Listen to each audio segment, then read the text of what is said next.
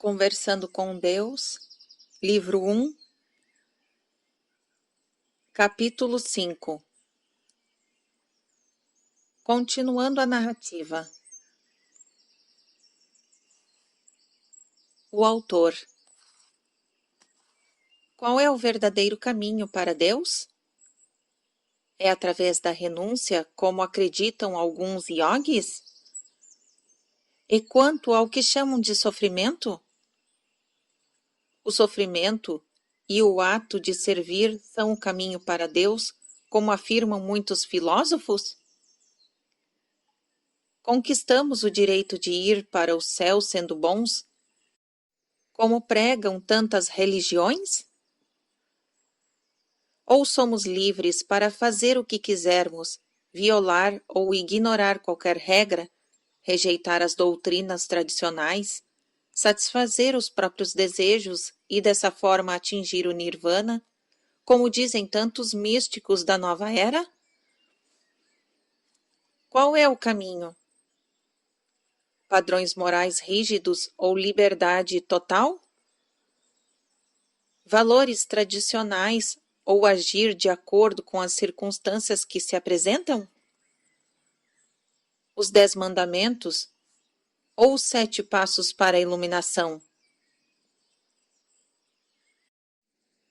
Deus, você tem uma grande necessidade de que seja um caminho ou outro. Não poderiam ser todos eles? O autor. Não sei, estou perguntando ao Senhor. Deus. Então eu vou lhe responder do modo que poderá compreender melhor, embora eu lhe diga agora que a resposta está em seu íntimo. Digo isso para todas as pessoas que ouvem as minhas palavras e buscam a minha verdade. Para todos os corações que perguntam de boa fé qual é o caminho, este é mostrado.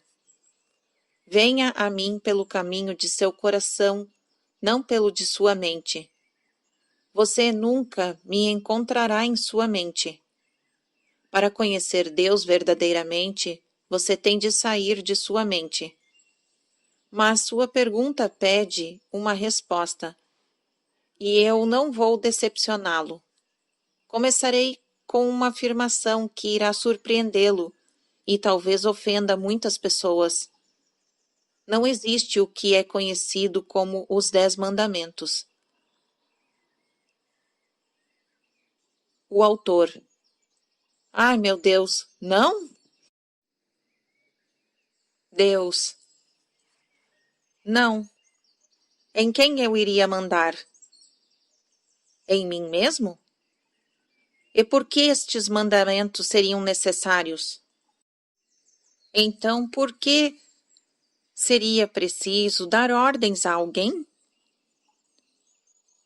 E se eu tivesse dado ordens, elas não seriam automaticamente cumpridas? Como eu poderia desejar tanto alguma coisa para ordená-la e depois vê-la não ser realizada? Que tipo de rei faria isso? Que tipo de governante? E, no entanto, eu lhe digo que não sou um rei ou um governante. Sou simplesmente e respeitosamente o Criador. Mas o Criador não governa, apenas continua a criar. Eu o criei. Bendito seja a minha imagem e semelhança. Fiz-lhe certas promessas e assumi compromissos com você. Eu lhe disse, em uma linguagem simples, como esta será quando se tornar um só comigo. Você é, como Moisés foi, alguém em busca da verdade. Como você faz agora, ele também ficou diante de mim implorando por respostas. Ó Deus dos meus pais! Clamou. Dignai-vos a mostrar-me. Dai-me um sinal para que eu possa dizer ao meu povo. Como podemos saber que somos os escolhidos? E eu fui a Moisés como fui a você agora, propondo um pacto divino, uma promessa eterna, um compromisso certo. Como posso ter certeza? Perguntou Moisés tristemente. Porque eu lhe disse isso, respondi. Você tem a palavra de Deus. E a palavra de Deus não foi um mandamento, mas sim um pacto. Portanto, estes são os 10 compromissos. Você saberá que seguiram o caminho para Deus, o que o encontraram, através destes sinais, destas indicações, destas mudanças em sua vida. Número 1. Amará a Deus com todo o seu coração, toda a sua mente e toda a sua alma. E não haverá outro Deus além de mim. Não cultuará mais o amor humano, o sucesso, o dinheiro, o poder ou qualquer um de seus símbolos. Porá essas coisas de lado como uma criança põe de lado os brinquedos. Não porque elas não têm valor, mas porque as superou. E você saberá que seguiu o caminho para Deus porque. Número 2. Não usará meu nome em vão. E não me pedirá desejos inúteis. Compreenderá o poder das palavras e dos pensamentos, e não pensará em invocar o nome de Deus como um herege. Não usará o meu nome em vão, porque não poderá fazer isso, porque o meu nome, o poderoso Eu Sou, nunca é usado em vão, isto é, sem resultados, e jamais poderá ser. E quando você tiver encontrado Deus, saberá. Eu também lhe darei outros sinais. Número 3. Você se lembrará de guardar um dia para mim, o sábado, e o considerará santificado. Isso para que não continue com a sua ilusão, mas se lembre de quem e do que você é. E então logo considerará todos os dias e todos os momentos santificados. Número 4. Honrará sua mãe e seu pai, e saberá que é filho de Deus quando honrar seu pai, sua mãe, Deus. Em tudo o que disser, fizer ou pensar. E ao honrar pai e mãe, Deus, e seu pai e sua mãe na terra, porque eles lhe deram a vida, honrará todas as pessoas. Número 5. Você sabe que encontrou Deus ao observar que não matará. Isso é, propositalmente sem motivo. Porque quando você entender que de qualquer modo não pode pôr fim à vida, toda a vida é eterna, não escolherá pôr fim a uma determinada encarnação ou mudar qualquer energia vital de uma forma para outra, sem a justificativa mais sagrada. Seu novo respeito pela vida o fará honrar todas as formas de vida, inclusive as plantas, as árvores e os animais, e exercer influência sobre eles de alguma forma, apenas quando for isso absolutamente necessário. E eu também lhe enviarei estes outros sinais, para que saiba que está no caminho. Número 6. Você não maculará a pureza do amor com desonestidade ou traição, porque isso é adultério. Eu lhe prometo que quando encontrar Deus, não o cometerá. Número 7. Não tomará para si um objeto que não lhe pertence, nem trapaceará ou prejudicará outra pessoa para obtê-lo, porque isso será furtar. Eu lhe prometo que quando encontrar Deus, não furtará. E não, número 8, mentirá.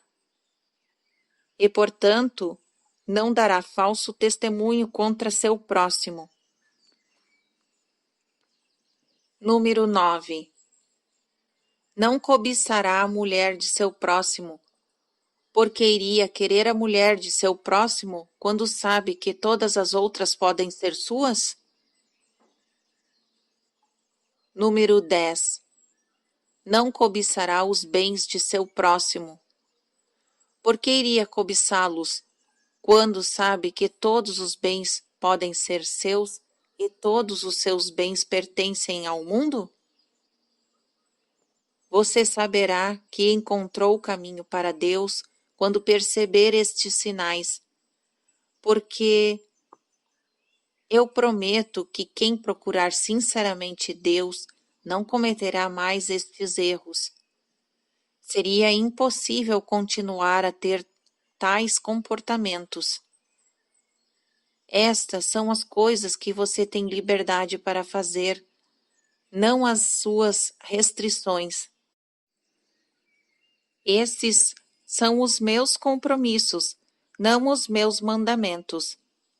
Porque Deus não dá ordem aos que criou, apenas diz a seus filhos: é assim que saberão que estão vindo para o lar.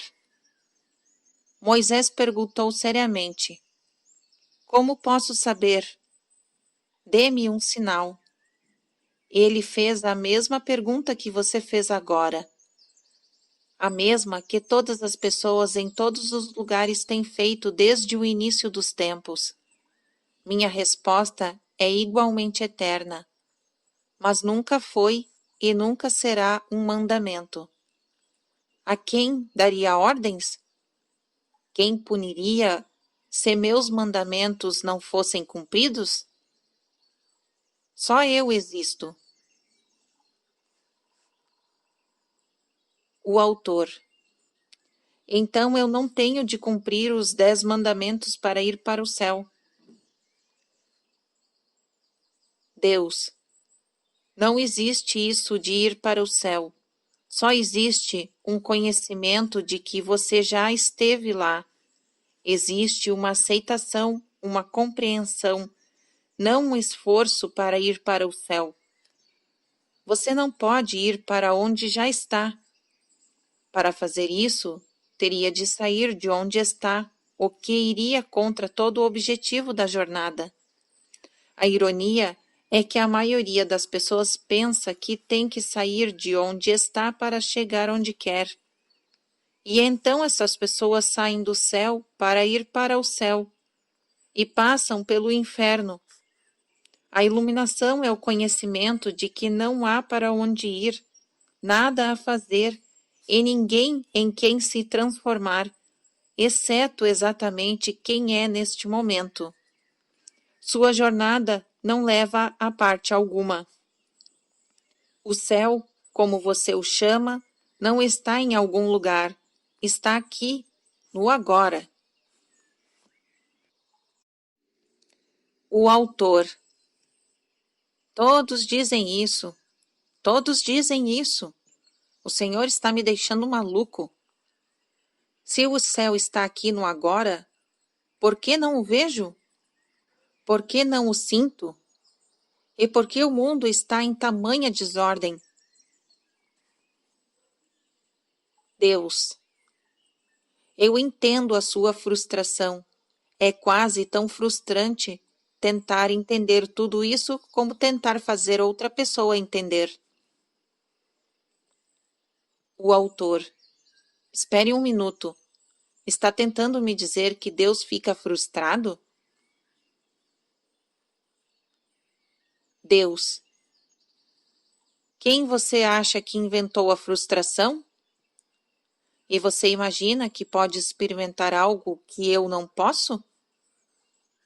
Eu lhe digo que todas as experiências que você tem, eu tenho. Não percebe que estou experimentando o meu eu através de você? Para que mais serviria tudo isso? Se não fosse por você, eu não poderia conhecer a mim mesmo. Eu o criei para poder saber quem eu sou.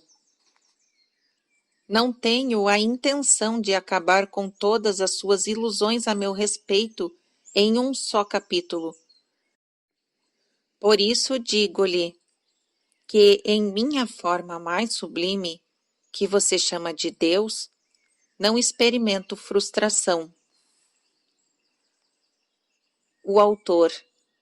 Ufa, que alívio! Por um minuto o Senhor me assustou. Deus. Mas por que eu não posso? Simplesmente não escolho experimentar? A propósito, você pode fazer a mesma escolha. O autor. Bem, frustrado ou não, eu ainda queria saber como o céu pode estar aqui se eu não o experimento. Deus. Você não pode experimentar o que não conhece. E não sabe o que está no céu agora porque nunca o experimentou. Veja bem, isso é um círculo vicioso. Você não pode experimentar, ainda não encontrou um modo de fazer isso, o que não conhece e não conhece o que não experimentou. O que a iluminação o convida a fazer é conhecer algo que não experimentou e, portanto, experimentá-lo. O conhecimento abre a porta para a experiência e você imagina que ela é de outra forma. Na verdade, você sabe muito mais do que experimentou. Simplesmente não sabe o que sabe. Por exemplo, você sabe que existe um Deus, mas pode não saber que sabe disso. Então fica esperando pela experiência. E o tempo todo está a tendo. Contudo, está vivendo-a sem saber o que é, como não vivê-la. O autor. Estamos andando em círculos aqui. Deus. Sim, estamos. E em vez de andar em círculos, talvez devêssemos ser o próprio círculo. Este não tem de ser um círculo vicioso, pode ser um círculo sublime. O autor. A renúncia é uma parte da verdadeira vida espiritual? Deus. Sim, porque, em última análise, todos os espíritos renunciam ao que não é real, e nada na vida que você tem é real, exceto o seu relacionamento comigo. Contudo, a renúncia em seu sentido clássico não é necessária. Um verdadeiro mestre não renuncia a algo, simplesmente o põe de lado, como o faria com qualquer objeto que não lhe fosse mais útil. Há pessoas que dizem que você deve dominar os seus desejos. Eu digo que você deve apenas mudá-los. Na primeira vez, isso parece ser uma disciplina rigorosa. Na segunda, um exercício agradável. Há pessoas que dizem que para conhecer Deus você deve resistir a todas as paixões terrenas. Contudo, compreendê-las e aceitá-las é o suficiente. Aquilo a que você resiste perdura. As coisas para as quais olha desaparecem. As pessoas que realmente tentam resistir a todas as paixões terrenas, com frequência se esforçam tanto para atingir esse objetivo que poderia ser dito que isso se torna a sua paixão. Elas têm uma paixão por Deus, um desejo profundo de conhecê-lo. Mas paixão é paixão. E trocar uma por outra não a exclui. Por isso, Não julgue as situações pelas quais tem paixão. Simplesmente as observe e depois veja se são úteis para você, dando quem é e o que deseja ser. Lembre-se de que está sempre se criando, decidindo quem e o que é. Você decide isso, uma grande parte, através das escolhas que faz quanto a quem ou o que desperta a sua paixão. Frequentemente, uma pessoa no que você chama de caminho espiritual parece ter renunciado a todas as paixões terrenas e humanas. O que ela fez foi compreender isso, dar-se conta da ilusão e pôr de lado todas as paixões que não lhe são úteis, o tempo todo apreciando a ilusão pelo que lhe proporcionou a chance de ser totalmente livre. Paixão é amar, transformar ser em ação. É o combustível da máquina da criação. Transforma conceitos em experiências.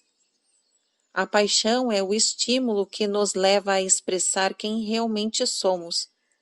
Nunca negue a paixão, porque isso é negar quem você é e quem realmente deseja ser. Quem renuncia nunca nega a paixão, simplesmente nega a preocupação com os resultados. Paixão é gostar de fazer, fazer é ser, como experiência. Contudo, o que é frequentemente criado como parte do fazer? Expectativas. Viver sem expectativas, sem necessidades de resultados específicos, é liberdade. Santidade. É como eu vivo. O autor. O Senhor não se preocupa com os resultados? Deus. Absolutamente não. Eu me alegro com o que crio, não com os resultados. A renúncia não é uma decisão de negar a ação, mas sim de negar a necessidade de um determinado resultado. Há uma grande diferença. O autor. O Senhor poderia explicar o que quer dizer com a frase paixão é amar, transformar ser em ação? Deus. O ser é o estado mais elevado da existência. É a mais pura essência. É o aspecto agora, não agora. Tudo, não tudo. Sempre, nunca. De Deus. Puro ser é pura divindade. Porém, nunca foi suficiente para nós apenas sermos. Sempre ansiamos por experienciar quem somos, e isso exige todo um outro aspecto da divindade chamado de fazer. Vamos dizer que você é, na parte central do seu maravilhoso eu, o aspecto da divindade chamado de amor. A propósito, essa é a verdade em relação a você. Mas uma coisa é ser amor, e outra é fazer algo amoroso. Sua alma anseia por fazer algo relativo que é, para poder fazer conhecer-se experimentalmente. Por isso, procuro realizar sua ideia mais elevada através da ação. Essa ânsia por fazer isso é chamada de paixão.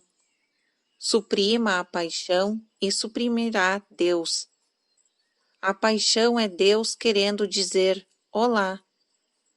Mas veja bem, quando Deus ou Deus em você tem uma atitude amorosa, ele se realiza e não precisa de mais nada. Por outro lado, o homem frequentemente sente que precisa de um retorno de seu investimento. Está certo. Vamos amar alguém, mas seria melhor recebermos um pouco de amor em troca. Esse tipo de afirmação. Isso não é paixão, é expectativa. A expectativa é a maior fonte de infelicidade do homem. É o que separa de Deus. Quem renuncia tenta acabar com essa separação através da experiência que alguns místicos orientais chamaram de samadhi. Isto é, ser um só com Deus, uma fusão com a divindade. Portanto, ele renuncia aos resultados, mas nunca à paixão.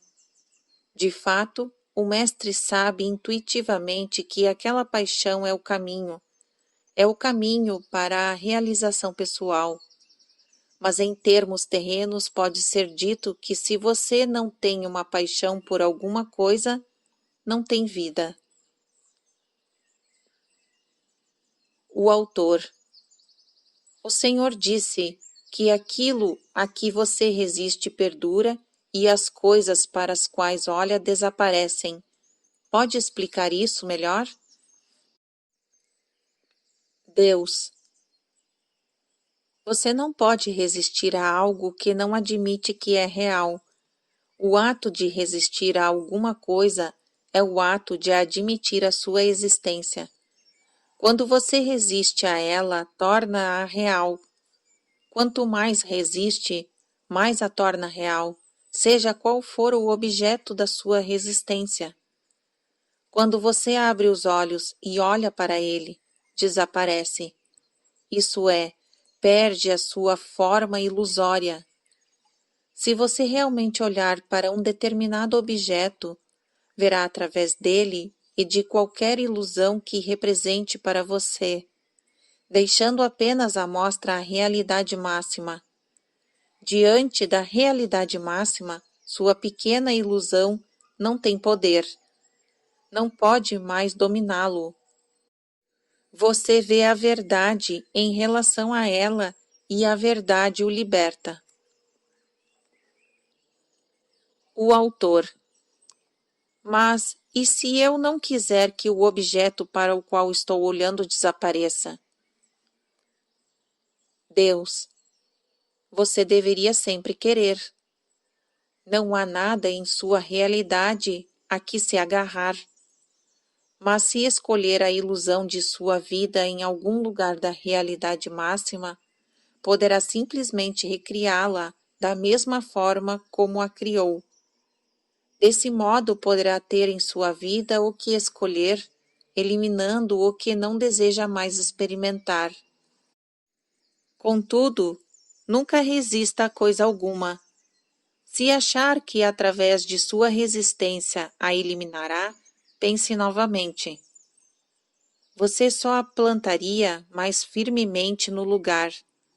Eu já não lhe disse que todo pensamento é criativo? O autor. Até mesmo um pensamento a respeito de que não desejo alguma coisa? Deus. Se não a deseja, por que pensar nela? Não lhe dedique um segundo pensamento. Porém, se tiver de pensar nela, isto é, se não conseguir parar de pensar, não resista a esse pensamento. Em vez disso, olhe diretamente para o que quer que seja. Aceite a realidade como a sua criação. Então escolha mantê-la ou não, como desejar. O autor. O que determinaria essa escolha? Deus. Quem e o que você acha que é? E quem e o que escolhe ser? Isso determina todas as escolhas que você já fez e fará em sua vida. O autor. E então a vida de quem renuncia é um caminho errado? Deus. Isso não é uma verdade. a palavra renunciar tem um significado que não é correto. Na verdade, você não pode renunciar a coisa alguma, porque aquilo a que resiste perdura. O verdadeiro renunciante não renuncia, apenas faz outra escolha. Isso é um ato de ir em direção a algo, não de afastar-se de algo. Você não pode afastar-se de um objetivo porque ele o perseguirá. Por isso, não resista à tentação, apenas volte-se para mim, não para algo que é diferente de mim. Mas saiba que não há um caminho errado, porque nessa jornada é impossível você não chegar em seu destino. É apenas uma questão de rapidez, de quando chegará lá, mas até isso é uma ilusão, porque não existe o quando, antes ou depois. Só existe o agora, momento eterno em que você se experimenta. O autor. Então, qual é o objetivo da vida, se é impossível não chegar lá? Por que deveríamos nos preocupar com o que fazemos? Deus. Bem, é claro que não deveriam, mas seria bom ficarem atentos, apenas observarem quem são e o que estão fazendo e tendo, para ver se isso lhes serve. O objetivo da vida não é chegar em algum lugar, é observar que você está sempre e esteve lá. Está e sempre estará no momento de pura criação. Portanto, o objetivo da vida é criar quem e o que você é, e depois experimentar isso.